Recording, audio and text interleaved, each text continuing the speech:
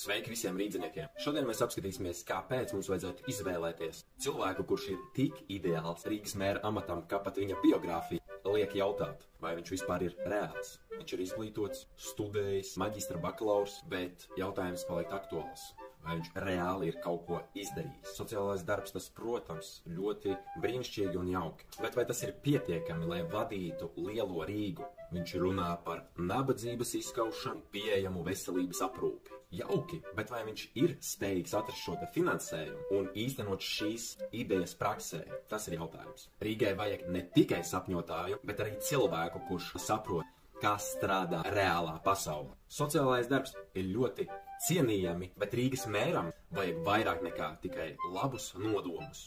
Vai viņš ir spējīgs rīkoties lielā mērogā un risināt sarežģītas infrastruktūras, ekonomikas un korupcijas problēmas? Tas ir ļoti interesants jautājums. Bet vai mums vispār ir alternatīva, par ko balsot? Jā.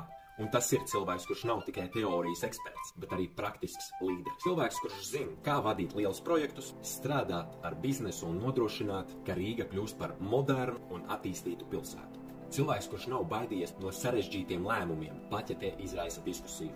Cilvēks, kurš zina, kā pārvērst Rīgu no mazas pilsētiņas par lielu metropoli. Tātad Rīga, rīdzinieki, izvēle ir skaidra. Vai mēs gribam sapņotāju, kurš runā par sociālo taisnīgumu, bet pat nevar izdomāt, kā par to visu samaksāt? Vai arī mēs gribam cilvēku, kurš zina, kā pārvērst mūsu pilsētu par vietu, kur gribas dzīvot, strādāt un būt lepnam par to? Izvēle ir mūsu rokā.